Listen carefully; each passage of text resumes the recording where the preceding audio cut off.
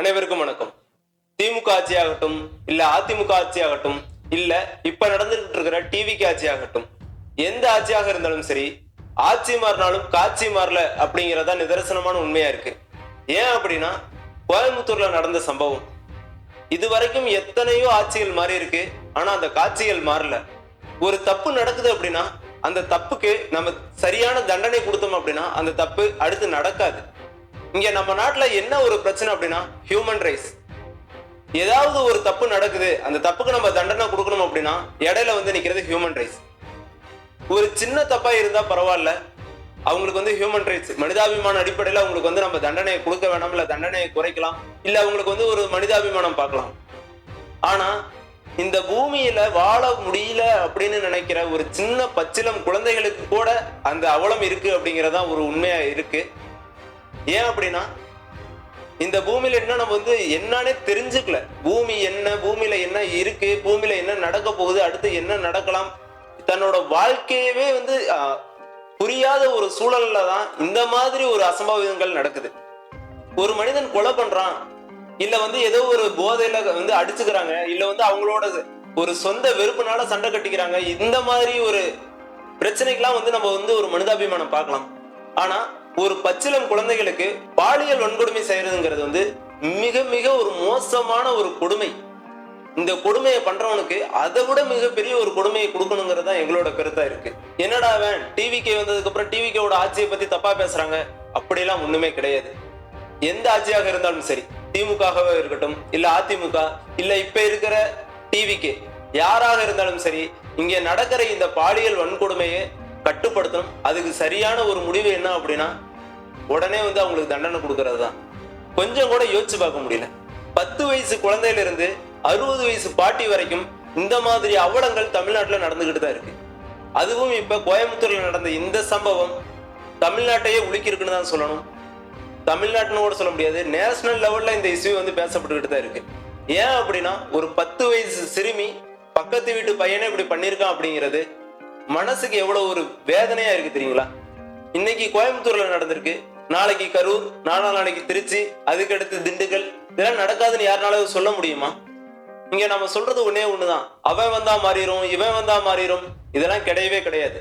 நம்மளுடைய உரிமைகளை, நம்மளுடைய பாதுகாப்பை இனிமே நம்ம தான் பார்த்துக்கணும். மக்கள் இது புரிஞ்சுக்கணும். விஜய் இதெல்லாம் சரி பண்ணிடுவாரு, விஜய்க்கு பெண்களுக்கு பாதுகாப்பு, விஜய் ஆண்களுக்கு பாதுகாப்பு, இல்ல டிஎம்கே வந்தாதான் பெண்களுக்கு பாதுகாப்பு, இதெல்லாம் ஒண்ணுமே கிடையாது. நம்மளோட உரிமையை, நம்மளுடைய பாதுகாப்பை நாம தான் பார்த்துக்கணும், நாம தான் உறுதி செஞ்சுக்கணும். கொஞ்சம் கூட நினைச்சு பார்க்கவே முடியல. நம்ம தூக்கி கொஞ்சம் கூடிய வயசுல இருக்கிற ஒரு குழந்தை இன்னைக்கு இந்த உலகத்திலே இல்லைங்கிறது எவ்வளவு மிகப்பெரிய ஒரு கேவலமான விஷயம், ஒரு மிகப்பெரிய வருத்தம் அளிக்கக்கூடிய ஒரு விஷயம். இது வரைக்கும் நம்ம கூட இருந்து எல்லா பிரச்சனைக்கும் நமக்கு பின்னாடி இருந்து ஒரு குரல் ஒலிச்சது. ஆனா இந்த டைம் ஒலிக்கல.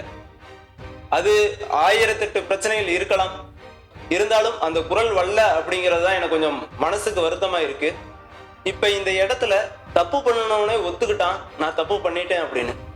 ஆனா மீண்டும் மீண்டும் அவனை கூப்பிட்டு விசாரிச்சுக்கிட்டு திருப்பி திருப்பி இந்த கேஸ்ல என்ன இருக்குன்னு எனக்கு தெரியல. அவனே தப்பு பண்ணனவனே விக்டமே ஒத்துக்கிட்டான், நான் தான் கொன்னேன் அப்படின்னு.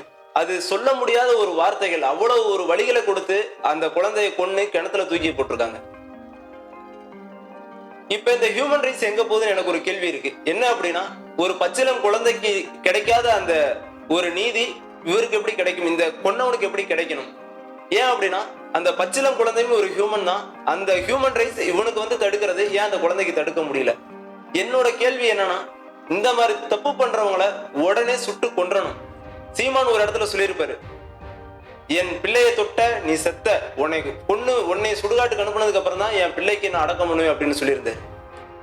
இந்த மாதிரி சட்டங்களை இந்த தமிழ்நாடு அரசு நிறைவேற்றணும். ஏன் அப்படின்னா, அப்பதான் இனி ஒருத்தன் நம்மளோட பிள்ளைகளை தொடுறதுக்கு அவன் யோசிப்பான். கொஞ்சமாவது யோசிச்சு பார்க்க முடியுமா? 10 வயசு அந்த குழந்தைக்கு என்ன தெரியும்? அந்த குழந்தைக்கு எத்தனை கனவுகள் இருந்திருக்கும்? அவங்களோட பெற்றோர்களுக்கு எத்தனை கனவுகள் இருந்திருக்கும்? சுடுதண்ணி கையில பட்டா கூட, சுடுதண்ணி கையில பட்டுறதுக்கு அப்புறம் தான் அந்த குழந்தைக்கு வலி தெரியும். ஆனா இந்த வலி மிகவும் கொடூரமான வலி. தமிழ்நாடு அரசு இந்த கட்சி எல்லாத்தையும் தாண்டிட்டு, டிவிகே, டிஎம்கே, இந்த கட்சி எல்லாத்தையும் தாண்டிட்டு ஒரு அரசாக செயல்பட்டு இந்த கொடூரனுக்கு மிகப்பெரிய தண்டனை வழங்க வேண்டும். அரசே முன்னெடுத்து இவனுக்கு வந்து மிக பெரிய கொடூரமான இருக்கிறதுலே 4-5 மரண தண்டனைகள் விதிக்க உயர்நீதிமன்றத்துக்கு அழுத்தம் கொடுக்க வேண்டும். ஏன் அப்படின்னா, நீ எதுக்கு எடுத்தாலும் டிவிகேவை பத்தி தப்பா பேசிட்டு இருக்க, இந்த மாதிரி எல்லாம் கிடையாது. நம்ம ஒரு தப்பை சுட்டி காட்டுறோம் அப்படின்னா அந்த தப்பை வந்து அவங்க சரி பண்ணதுக்கு அப்புறம் தான் அந்த தப்பு வந்து நடக்காது, அடுத்து நடக்காது. நம்ம ஒரு நல்லது பண்றோம் அப்படின்னா அந்த நல்லது மட்டுமே ஒரு ரீல்ஸா போடாம, ஒரு கெட்டது நடக்குது அப்படின்னா அதை சுட்டி காட்டி அடுத்து அந்த கெட்டது நடக்காம பாத்துக்கணும். அதே மாதிரிதான் இப்ப திருச்சியில நடக்கிற போராட்டமும் கூட, செவிலியர்கள் போராட்டம். ஒரு பெண் தான் வேலை பார்த்த ஹாஸ்பிட்டல்லையே உடம்பு சரியில்லைன்னு அட்மிட் ஆகி அந்த ஹாஸ்பிட்டலோட அந்த நிர்வாகத்தால நடந்த ஒரு தப்புனால அந்த பெண் இப்ப இறந்திருக்கிறாங்க. அங்க செவிலியர்கள் எல்லாம் இறங்கி போராட்டம் பண்ணிட்டு இருக்காங்க. நான் வேலை பார்த்த ஹாஸ்பிட்டல் எனக்கு நல்லா ட்ரீட்மெண்ட் பண்ணுவாங்க அப்படின்னு அதே ஹாஸ்பிட்டல் அட்மிட் ஆன ஒரு பெண், அரசு மருத்துவர்களால சிகிச்சை பெறப்பட்ட ஒரு பெண்,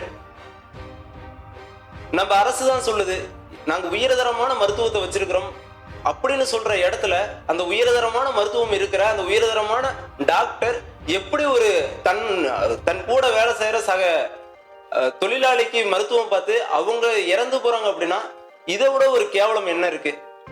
இப்படிதான் இந்த ஒரு சம்பவம் திருச்சியில நடந்திருக்கு. இன்னமும் போராட்டம் நடந்துகிட்டு தான் இருக்கு. இதை யாருனாலையும் மறுக்கவும் முடியாது, மாத்தவும் முடியாது.